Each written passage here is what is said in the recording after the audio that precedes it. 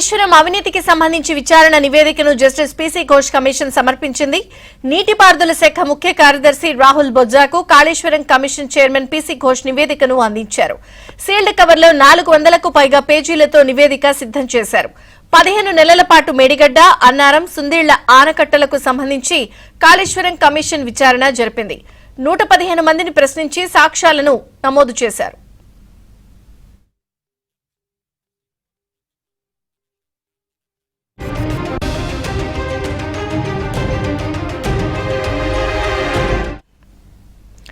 ఇక కమిషన్ నివేదిక ఆధారంగా చర్యలుంటాయని మంత్రి కోమటిరెడ్డి వెంకటరెడ్డి అన్నారు.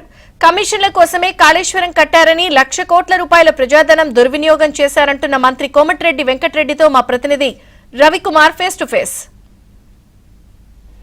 మంత్రి కోమటిరెడ్డి వెంకటరెడ్డి ఉన్నారు. సార్, సుప్రీంకోర్టు పార్టీ మరియు ఎమ్మెల్యే వ్యవహారం సంబంధించి దాని మీద కోర్టులో ఉన్న విషయంలో మేము మాట్లాడకూడదు.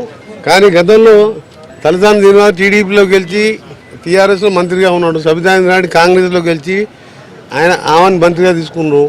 అందుకని ఇవాళ కేటీఆర్ మాట్లాడుతుంటే నాకు నవ్వొస్తున్నది. వాళ్ళు ఒకవైపు మా ఎమ్మెల్యేలు మీ ఎవరో మారలే, మేము ఇంకా టీఆర్ఎస్లో ఉన్నామని చెప్పి అరకపూడి గాంధీ కానీ కృష్ణమోహన్ రెడ్డి కానీ వాళ్ళు చెప్తున్నారు. సో కోర్టులో ఏం జరిగిందో నాకు తెలియదు కాబట్టి నో కామెంట్ అబౌట్ జ్యుడిషియరీ. అది క్లియర్గా తెలుసుకున్న తర్వాత మా పార్టీ పీసీ ఘోష్ కమిషన్ 650 పేజీల నివేదిక కూడా ఇచ్చింది. ఎలాంటి చర్యలు తీసుకోబోతుంది ప్రభుత్వం? తప్పకుండా కఠినమైన చర్యలు ఉంటాయి. కాంట్రాక్ట్ల కోసం, కమిషన్ల కోసం కట్టిన ప్రాజెక్ట్ అది. ఒకటి మేడిగడ్డ కూలిపోయింది. అన్నారం సుందేలో ఎప్పుడు పోతుందో ఎప్పుడు కూలిపోతుందో తెలియదు. దాన్ని మాకు తొందర లేదు. Supreme court retired judge BC Ghosh గారు అనే న్యాయమూర్తి, చాలా పేరు ప్రఖ్యాత న్యాయమూర్తి, ఆయన ఇచ్చిన రిపోర్ట్ ప్రకారం దాని మీద చర్యలు ఉంటాయి. ఇది కక్ష సాధింపు చర్య కాదు. 1,00,000 కోట్ల ప్రజాధనాన్ని ఎందుకు దుర్వినియోగం చేసిన దాని మీద తప్పకుండా ప్రభుత్వం సరైన సమయంలో ఘోష్ నివేదిక స్టడీ చేసి ఎక్స్పర్ట్ల ఒపీనియన్ తీసుకొని నిర్ణయం తీసుకోవడం జరుగుతుంది. బీఆర్ఎస్ నాయకులు చెప్తున్నారు 3 ఏళ్లలో ఎన్నికలు వస్తున్నాయి, నల్గొండలో కావాలని కూడా ఓడబెట్టినా మళ్ళీ కూడా సర్కస్ అడిపిస్తారని చెప్పేసి మాజీ మంత్రి నల్గొండలో కాదు, ఖమ్మం కానీ మిర్యాలగూడ కానీ 36, 33 గెలిచినాము. నెక్స్ట్ టైం మొన్న 3,000తో గెలిచిన ఆ సీటు కూడా మాకే 60,000తో గెలుస్తున్నాము.